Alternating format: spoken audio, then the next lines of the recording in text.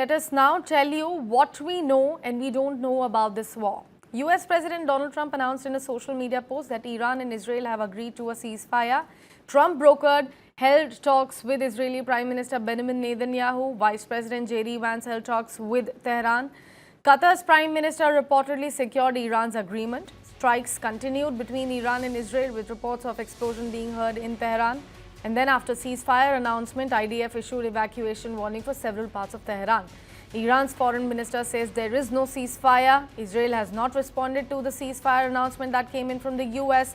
Now the question is, will the ceasefire last beyond the stipulated 12 hours or not? So a lot of claims that have been made out there in public, but no reactions coming in from those who are actually involved. Let's discuss this further with Defence and Strategy expert, retired Lieutenant General Sanjay Kulkarni, joining us early this morning. So thank you so much for speaking to News9. A very good morning to you. Now, we have heard that US President Donald Trump has claimed that he has brokered the peace or ceasefire between Iran and Israel.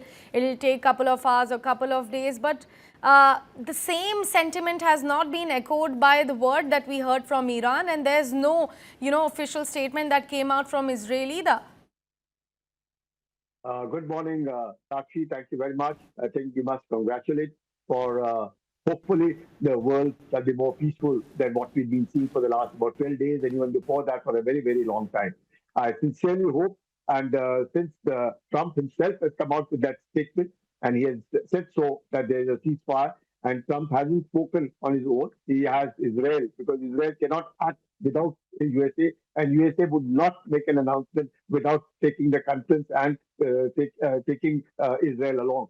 Not just Israel along, it has also taken Iran along, because there is now a U-turn from Iran itself. You're right, absolutely, that no official statements are coming of the ceasefire from the affected countries, that's Iran and Israel. But notwithstanding, it appears though that the ceasefire has been broken.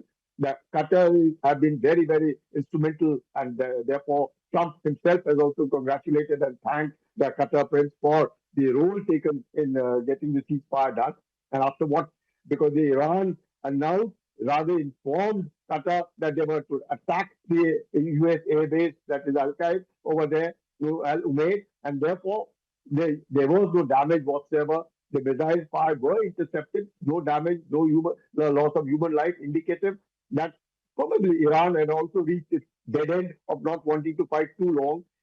Israel is also feeling the heat of the Iranian missiles for quite some time. And the basic aim of having neutralized Iran from not pursuing the nuclear weapons program that had been achieved by bombing the 3 nuclear sites, which were Natanz, Isfahan, and Fordo. So that is indicative. And thereafter, of course, the regime change, which was presumably an aim plus, in which they wanted that if Khamenei could be removed from, well, that is something you're asking for more, because the regime change would be the, it is of the people and for the people of Iran to decide what and who they want to be governed by. We cannot dictate, nobody in the world can dictate to Iranians that they will have so and so as their next ruler. So that's not done. So keeping that in view and having achieved that aim, having conveyed, and I think both the countries having reached its limits of, sooner or later, one of them had to get exhausted. But Iran, obviously, all said and done, what it was seen 12 days back to what it had recovered, retaliated, and felt Israelis the heat of the Iranian missile is indicated that Iran also did not surrender as was desired by Trump. But notwithstanding that, I think it's an honorable exit, a win-win situation for one and all. Hopefully, the world should see a more peaceful this thing.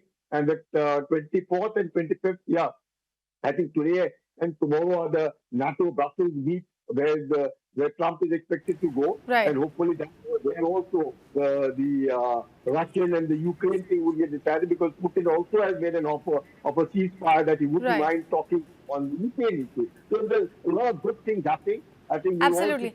Absolutely. Lieutenant General Kulkarni, I'll request you to please pause for a moment. My apologies for that. We have got a big breaking news coming in. Israeli Prime Minister Benjamin Netanyahu has now declared that Israel and Iran have in fact reached a comprehensive ceasefire agreement, bringing an end to nearly 2 weeks of intense fighting. Speaking to the media, Netanyahu has said, let me quote him here, that I announced a comprehensive ceasefire agreement with Iran. The fighting of the past 12 days with Iran will end. In fact, added that this is a comprehensive ceasefire agreement with Iran, which will gradually take effect in the coming few hours. Israel will continue to maintain its security and the necessary freedom of action at all times and places. So we have the big statement coming in from Israeli Prime Minister Benjamin Netanyahu himself, Lieutenant General Kulkarni. This was the official statement that we've been waiting for. Now, Iran, on the other hand, has said that, we have never been the one who started it. But we are also, those who know us should also know that we are not the one who will surrender first. And now the Israeli Prime Minister had made this statement. US President said that Iran will initiate the ceasefire first, followed by Israel. What do we make of the situation amidst all of that? See, irrespective of the egos involved, Sakshi, we look back that 1967 was a six-day war against the time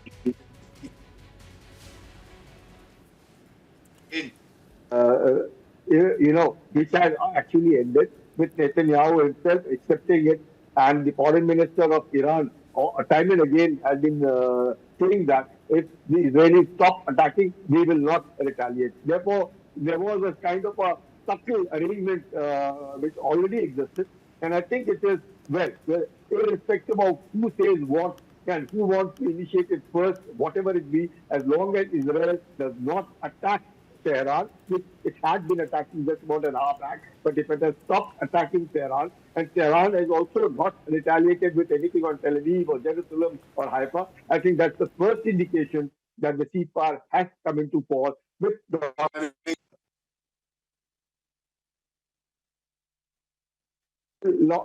will stand the test of time. I think it's excellent. One couldn't have asked for more. I personally would say that it's a win-win situation, and Israel has achieved its aim of not wanting Iran to get nuclear regime change. Well, that's nothing. That was not the basic aim. That was an aim plus. That should be set aside. USA also accepts, and more than anything else, USA has proved in the world that it is number one, and that there is no one. We've seen China at the fence sitter. We've had Russia wanting to do a lot, which Russia did, but then Russia is themselves involved for the last 3 years with the war in Ukraine. But there is no denying the fact that USA comes out number one in the world. Much that you might say a multipolar world, but USA seems to count a lot. Donald Trump, with the kind of leadership and the maverick qualities that he has, he's proved time and again that he has a knack, a way, a means of wanting to settle issues, settle, and therefore I hope when he meets in Brussels, he manages the NATO countries where he insisted on 5% of the GDP, he brings it down to 2% of the GDP, ensures Putin goes in for a ceasefire, and that Ukraine also goes, ends, and therefore even Iran and all these radical establishments and terrorist organizations like the Hamas, the Hezbollah, the ISI, the Houthis, and all of them dissolve, and that people see sense, and this radicalization must end. Some introspection by various communities are a must, so that only then can there peace in the world. Otherwise, this kind of terrorist organizations, terror is a terror, and it must be eliminated. And it is not just Iran, which is the number one terror country in the world, but it is Pakistan, which which uses terrorism as an instrument of state policy. So everybody in the world must realize that we must put an end to terror, and that's in the finest hour, I think, in the world today. We will be back to, because really, the world has gone through absolute torture, terror, and difficulties. We are lucky in India that we haven't suffered as much as what the world has suffered, and therefore we want to be grateful that we must continue pursuing peace. We have excellent relations with Iran. We have excellent relations with Israel. Iran relations have been proven the way our children have come back from Iran. The airspace being provided by Iran to us. The day our Prime Minister spoke to the President of Iran. All this is indicated that we have very good relations with Israel. We have very good relations with Iran. And let's hope that peace prevails and all our IMEEC corridor to Haifa, the Chabahar port to Iran, to Central Asia, all these projects which are held in abeyance because of the kind of situation over there start, and we all see good progress, Right. and India plays its role in the world today.